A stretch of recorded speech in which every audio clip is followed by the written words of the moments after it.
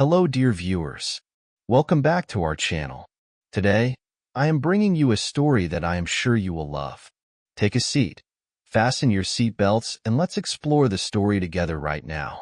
A few months ago, my friends and I began noticing peculiar behavior from our wives. They were coming home late, offering vague explanations, and guarding their phones as if they held secrets.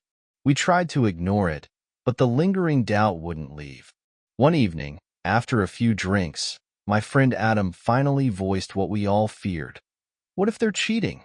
A heavy silence filled the room, his words hitting like a hammer. We agreed we needed the truth. With some careful investigation, we confirmed our worst fear. Our wives were meeting their lovers in a secluded house at the edge of town.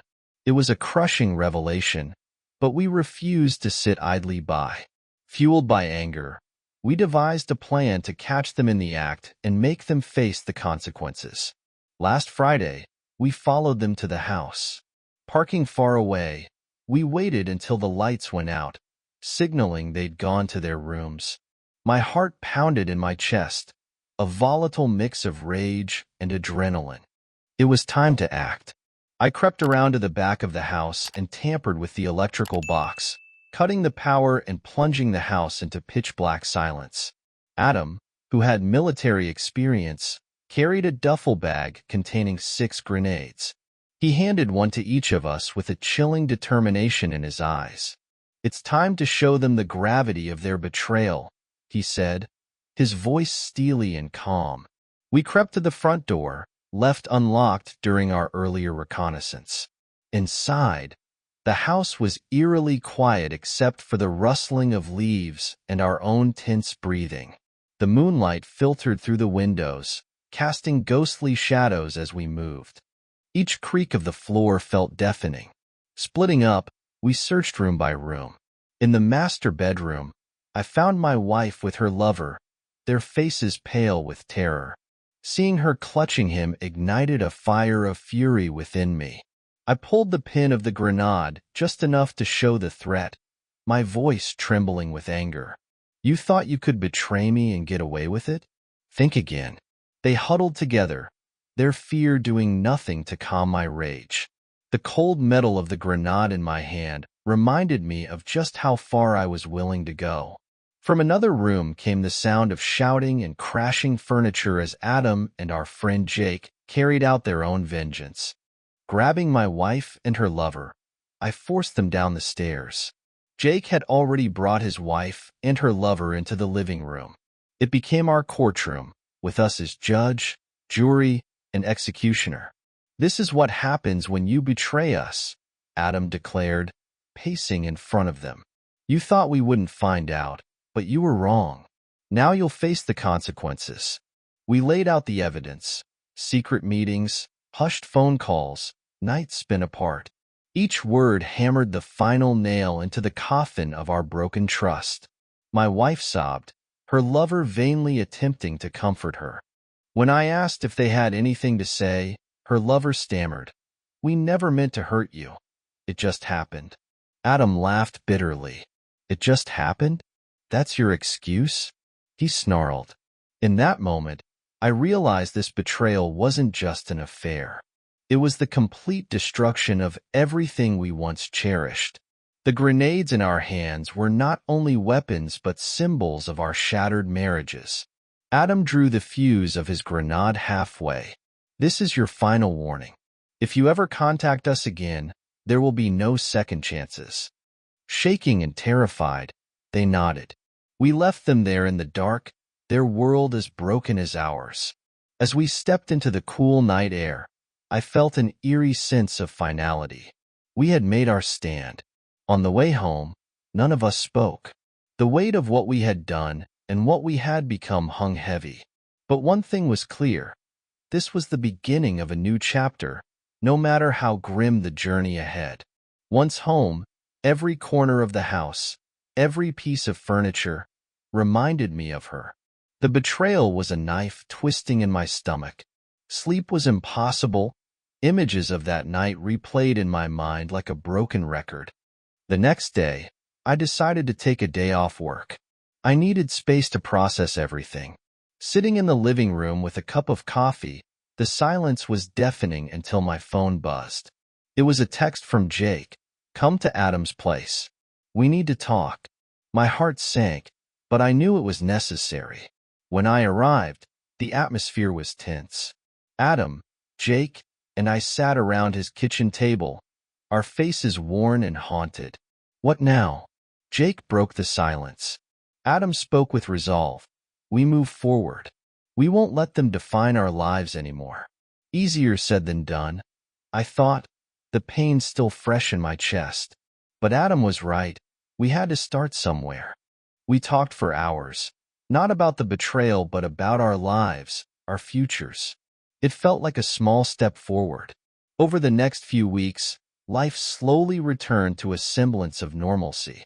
I threw myself into work, trying to escape the emptiness at home. But the memories lingered, surfacing when I least expected them, reigniting the pain. One evening, as I scrolled through my phone, a message from an unknown number appeared. Can we talk? It's important. I froze, recognizing the weight of those words. Despite everything, curiosity gnawed at me. After a long hesitation, I replied, What do you want? The response was immediate. I need to explain. Please, just hear me out. Against my better judgment, I agreed to meet at a nearby pub. She was already there when I arrived, looking exhausted, her eyes swollen and red. Thank you for coming, she said softly, barely able to meet my gaze. Get to the point, I replied curtly, unwilling to prolong the conversation. Her voice trembled as she spoke. What I did was unforgivable, but you need to understand, it wasn't just about the affair. It's about everything. Anger surged within me. You think that justifies it? You think it makes it right? She shook her head, tears streaming down her face. No, nothing can make it right. I was selfish and foolish, but it wasn't about you. It was about my own insecurities and struggles. Her words were heavy, suffocating. A part of me wanted to believe her, to forgive her. But the part shattered by her betrayal refused to let go. I don't know if I can ever forgive you, I said finally. You destroyed everything. She nodded, her face wet with tears. I understand. I just wanted you to know the truth. We sat in silence, the weight of our shared past hanging between us. Finally, I stood up. Take care of yourself, I said, walking away. As I stepped into the cool night air, I felt a strange sense of relief. Maybe this was the closure I needed to begin healing. In the weeks that followed, I focused on rebuilding my life. It was hard, the pain still sharp, but I clung to the hope that time would dull the edges. Adam, Jake, and I grew closer, our bond forged in shared anguish. We leaned on each other, finding solace in our dark experiences. One evening, Jake called, his voice tense. You need to come over. I found something. At his house, Adam and I watched as Jake placed his laptop on the table. He opened a file, revealing a string of messages. As we read, anger bubbled within us. Our wives and their lovers had been plotting their meetings, exchanging messages filled with excitement and deceit. But one name stood out, one we didn't recognize. Who's this? I asked, pointing at the unfamiliar name. Adam's face darkened as realization dawned. It's Carl, he said grimly. He orchestrated everything, arranged the meetings, provided cover stories. He's the mastermind. The revelation hit like a thunderclap. Not only had our wives betrayed us, but someone else had been pulling the strings all along. Discovering Carl's involvement revealed a betrayal more calculated than we could have imagined. My fury simmered beneath a steely resolve. We had to confront him and put an end to it. After some investigation, we found Carl's address. On a Friday evening, we gathered at Adam's house to finalize our plan. Are we sure about this? Jake asked hesitantly. Adam nodded firmly. It's the only way to get closure. That night, we drove to Carl's house. a nondescript place on the outskirts of town. Adrenaline surged as we parked a few houses away and approached on foot. At the door, Adam knocked hard. A moment later, it opened to reveal a man in his 40s, his smug expression instantly setting my nerves on edge. "What can I do for you?" he asked, his tone dripping with arrogance. Adam pushed past him. "We need to talk." Jake and I followed, shutting the door behind us. Carl's smugness faltered, replaced by unease. "What's this about?" he asked, feigning ignorance. I stepped forward, my voice steady but charged with anger. "We know everything. The meetings, the lies, your role in all of it." Carl chuckled bitterly. "And what are you going to do about it?" Before I could respond, Adam grabbed him by the collar, shoving him against the wall. "You'll tell us everything," he growled. Carl's composure cracked as fear flickered in his eyes. Jake stepped closer, his voice low and calm. "This can go one of two ways. Your choice." Carl hesitated, then sighed, his shoulders slumping in defeat. "Fine, I'll talk." He confessed to orchestrating the entire affair, manipulating our wives and their lovers for his twisted amusement. The more he revealed, the more my anger mixed with relief. We finally had the truth. "You destroyed our lives," I said, my voice trembling with emotion. "And you think you'll just walk away from this?" Carl looked down, silent. Leaving his house, we felt a sense of grim satisfaction. It wasn't a complete victory, but it was a step toward closure. Over the following weeks, Carl's confession brought painful clarity, allowing us to begin the process of rebuilding. Life wasn't easy, but we focused on finding new routines and rediscovering purpose. One evening, Adam hosted a small barbecue. It was just the three of us, a simple gathering that felt like a quiet celebration of resilience. Sitting around the fire pit, we laughed and shared stories for the first time in months. As Adam raised his beer in a toast, Jake and I clinked our bottles. For the first time in what felt like forever, I allowed myself to feel hopeful. Life slowly began to regain some normalcy.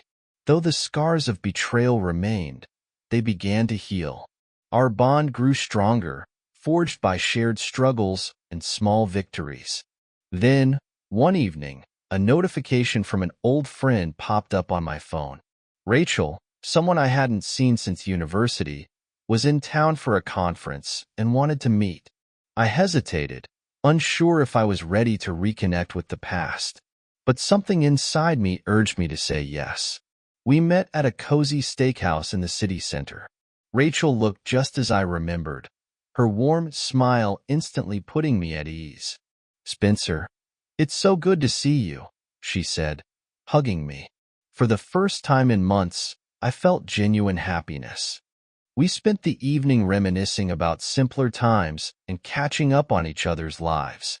It was a breath of fresh air, a reminder that, despite everything, there were still good things in the world. When she asked how I'd been, I hesitated before admitting the truth. Rachel listened with empathy, her concern evident. "If you ever need to talk, I'm here," she said, handing me her number. Walking home that night, I felt a glimmer of hope. Reconnecting with Rachel was a small step, but it felt like the beginning of something meaningful. Over the next few weeks, we met several times, sharing stories about our jobs, our challenges, and our dreams. Our conversations often drifted toward families, dreams, and the life we hope to build. Rachel's presence was like a balm for my wounded soul. One afternoon, as we shared lunch in the park, she looked at me with a serious expression. "Spencer, there's something I've been meaning to ask you," she said. "What is it?" I asked, curious. "Are you ready to start over?" She asked gently. The question hung in the air, and I realized I hadn't allowed myself to fully consider the answer. "I think so," I said slowly. "It's been hard, but I'm starting to find myself again." Rachel smiled warmly. "That's good. You deserve to be happy, Spencer. Don't let the past hold you back." Her words stayed with me, echoing in my mind long after that day. Inspired, I began focusing on the future, setting goals, taking on new challenges, and immersing myself in work and hobbies. I even started going to the gym regularly. The change didn't go unnoticed. "You seem happier these days," Jake remarked one night at the bar. "I am," I admitted. "I think I'm finally ready to move on." Adam and Jake nodded, understanding the weight of my words. It was time to let go of the past and embrace what lay ahead. One weekend, I decided to go hiking to clear my mind. The crisp air and stunning views offered a sense of renewal. As I walked the trails, I reflected on everything: the pain, the betrayal, the anger. Those feelings were still a part of me, but they no longer defined me. On the final day of the trip, I sat by a serene lake and watched the sunset. In that peaceful moment, I felt an overwhelming sense of clarity. Life could be beautiful again. Returning home, I felt energized and ready for whatever challenges lay ahead. Reconnecting with Rachel became a central part of my healing journey. Her support and encouragement were a source of comfort, and our bond deepened. One evening, as we sat on her porch beneath a blanket of stars, she turned to me. "Spencer, I have something to tell you," she said softly. My heart skipped a beat. "What is it?" I asked, bracing myself. "I've been thinking about us," she began, her voice trembling slightly, "and I realized I don't just think of you as a friend. I care about you more." Her words took me by surprise, but as I looked into her eyes, I realized I felt the same. "Rachel, I care about you too," I said, my voice filled with emotion.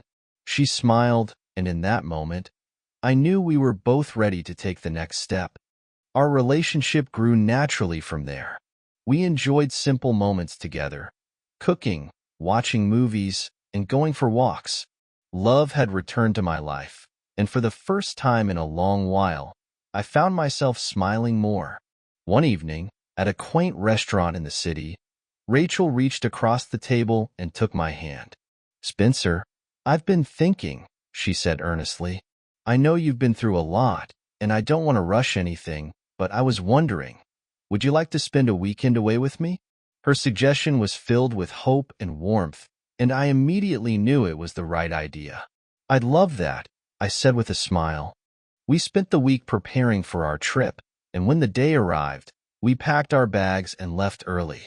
With every mile, anticipation grew. The destination was a peaceful retreat in the mountains, surrounded by lush forests and tranquil lakes. A perfect place for reflection and connection. We checked into a cozy chalet and joined other participants for a welcome session. Over the next few days, we immersed ourselves in activities designed to promote healing and deepen our bond. Meditation, workshops, and heartfelt conversations about our dreams and hopes. Each day brought us closer together. One evening, after an especially moving workshop, we sat by the lake, watching the sun dip below the horizon. The sky was painted in soft hues of orange and pink, the air crisp and cool. "Rachel, thank you for bringing me here," I said, my voice filled with gratitude. "This is exactly what I needed." "I'm so glad you came," she replied, resting her head on my shoulder. As we sat there, I realized that life was beginning to take shape again. The pain of the past no longer consumed me. Instead, I felt hope, a quiet, steady belief in the possibility of a beautiful future with Rachel by my side. The mountains had become a special place for us, a haven of connection and renewal. As we sat together in peaceful silence, Rachel broke it with words that made my heart race. "Spencer, there's something I need to tell you." I turned to her, my chest tightening. "What is it?" "I love you," she said, her eyes sparkling with emotion. "I know we've only been together a few months, but I can't imagine my life without you." Her words took my breath away. Joy, love, and gratitude swelled within me. "I love you too, Rachel," I replied, pulling her into a tight embrace. You've brought so much light into my life. That day, we drifted through a haze of happiness.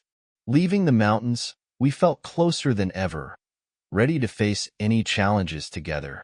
Back in the city, our lives intertwined even more.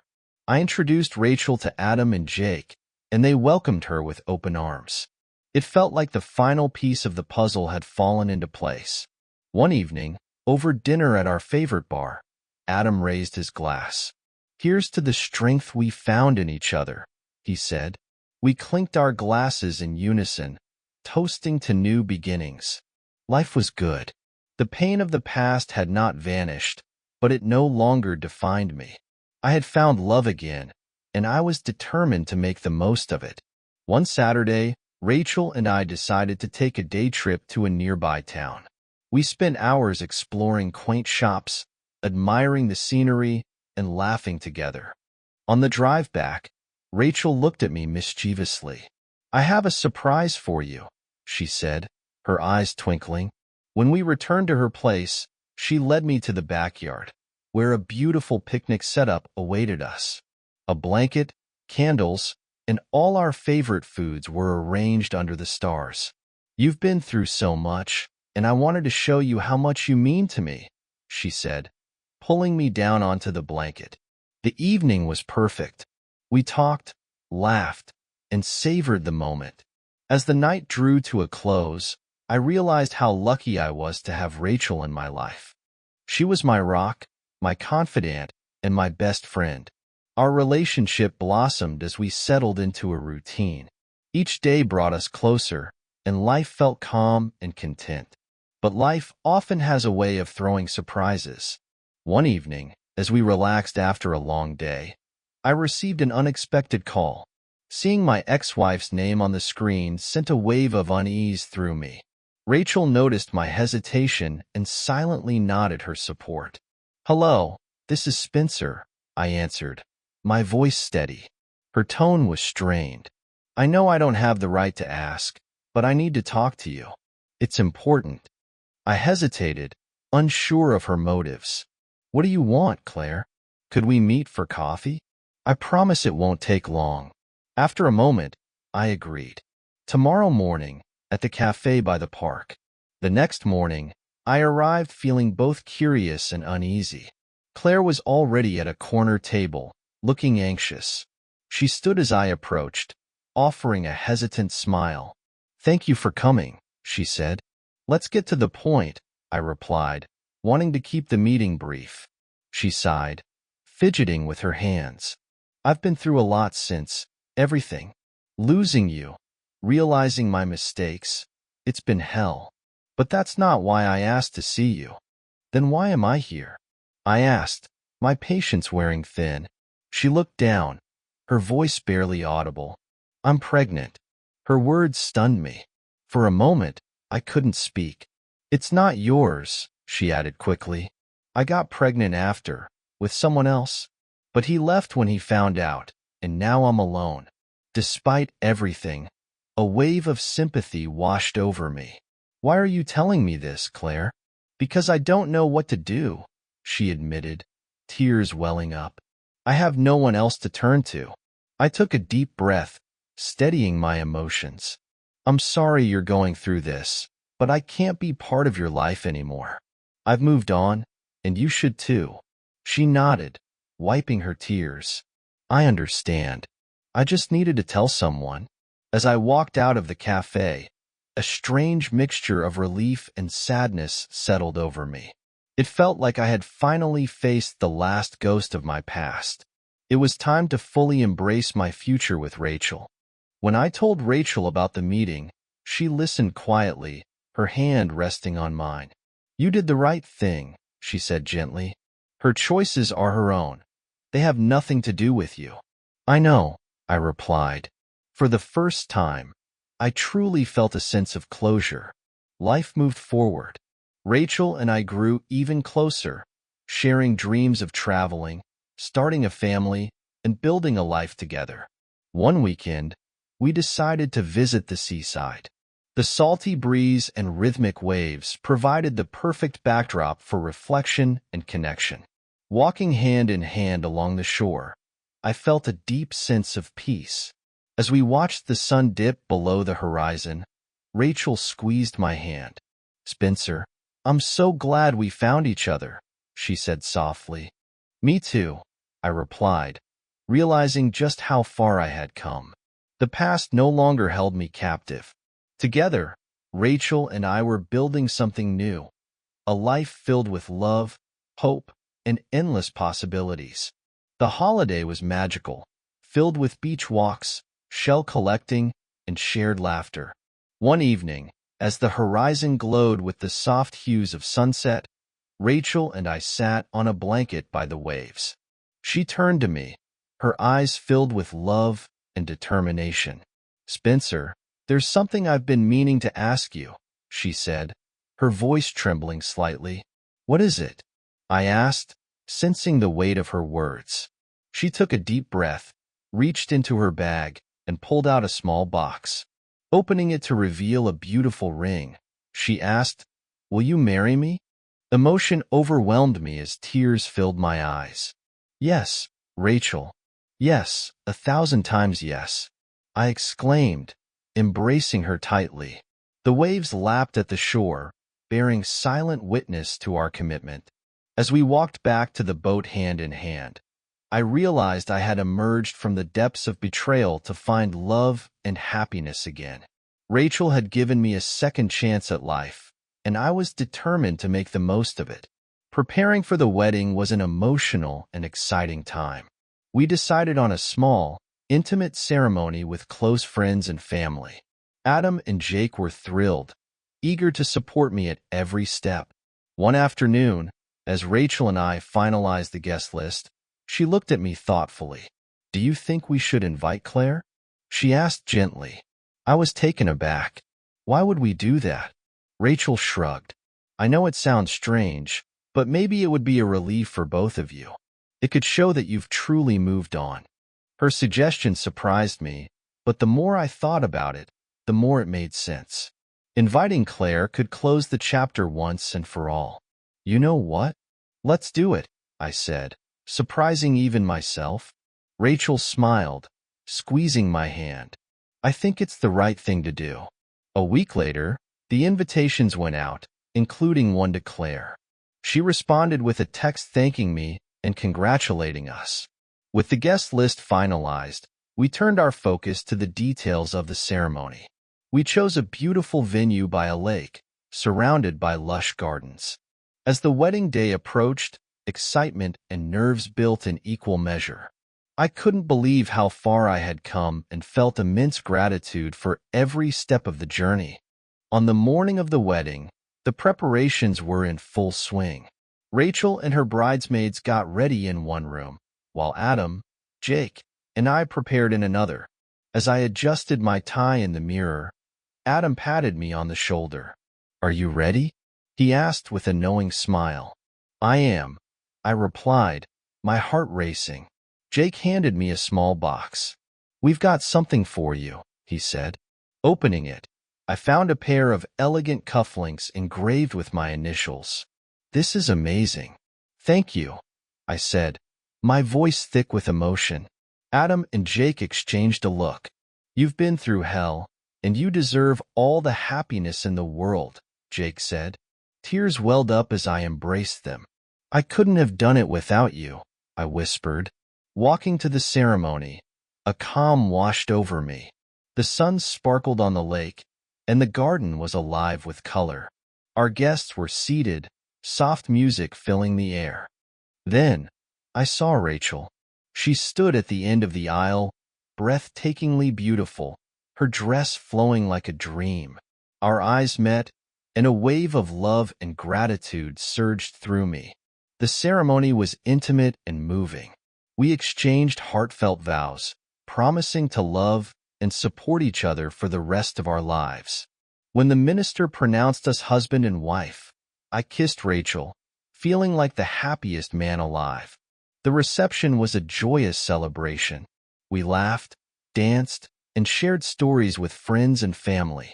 Claire stood quietly on the side, offering a warm, bittersweet smile. I walked over to her, my heart full of emotions. "Thank you for coming," I said sincerely. She nodded. "I'm happy for you, Spencer. You deserve this." "Thank you, Claire. I wish you the best," I said, parting ways with genuine peace in my heart. As night fell, Rachel and I slipped away to a quiet spot by the lake. The moonlight reflected on the water, creating a magical atmosphere. "Today was perfect," Rachel said, resting her head on my shoulder. I wrapped my arm around her. "I can't wait to start this new chapter with you," I replied. Sitting there, I reflected on everything: the pain, the betrayal, the healing, and the love. It had been a long, arduous journey, but it was worth it. I placed a gentle kiss on her forehead. "I'm so grateful for you," I whispered. Rachel smiled, her eyes filled with love. As we sat there under the stars, I knew that whatever challenges lay ahead, we would face them together. Our love was strong, and our future was bright. Married life with Rachel has been a dream come true. Our days are filled with love, laughter, and the companionship I had always longed for. We settled into a comfortable routine, balancing work, hobbies, and quality time together. A few months after the wedding, we decided to take a trip to Europe, something we had always dreamed of. It felt like the perfect way to celebrate our new life together. Weeks of planning built up the excitement as we discussed all the places we wanted to visit.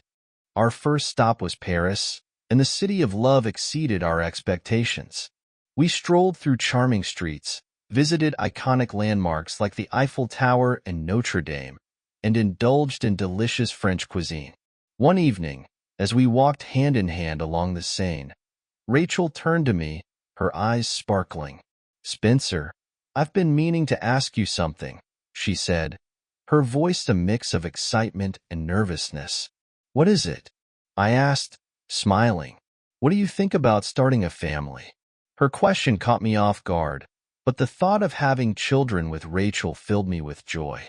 "I'd love that," I replied, taking her hand. "Let's do it." The rest of our journey was a whirlwind of romance and adventure. We explored Rome, Florence, and Venice, marveling at Italy's rich history and culture. We stood in awe of the Swiss Alps, enjoyed the vibrant nightlife of Berlin, and soaked up the stunning beauty of the Greek islands. Back home, we were more in love than ever, ready to take the next step. We began trying for a baby, and the excitement of starting a family added a new dimension of happiness to our lives. One evening, Rachel greeted me at the door with a big smile. "I have some news," she said, her eyes sparkling. "What is it?" I asked, anticipation rising. She handed me a small wrapped box. Inside, I found a positive pregnancy test. "We're going to have a baby," she said, tears of joy streaming down her face. I hugged her tightly, overwhelmed with excitement. "We're going to be parents," I whispered. Over the next few months, we turned the spare room into a nursery, attended antenatal classes, and eagerly awaited our baby's arrival. Rachel's pregnancy brought us closer, and we cherished every moment. One evening, as we lay in bed, Rachel asked thoughtfully, "Spencer, what do you think about moving to a bigger house?" "A bigger house would be perfect for raising a family." "Let's start looking," I said, smiling at the idea. After weeks of searching, we found a beautiful house in a quiet neighborhood. It had a spacious yard, plenty of room for our growing family, and was close to a good school. It felt like the perfect place to build our future. As Rachel's due date approached, we moved in and settled into our new home. Excitement and anticipation filled each day. One evening, Rachel winced and touched her stomach. "I think it's time," she said, her voice a mix of pain and excitement. I grabbed the hospital bag and helped her to the car. The drive was a blur, my heart pounding with fear and anticipation. Hours later, our baby girl was born. Holding her for the first time, I felt an overwhelming sense of love and protectiveness. Rachel and I gazed at her, tears of joy streaming down our faces.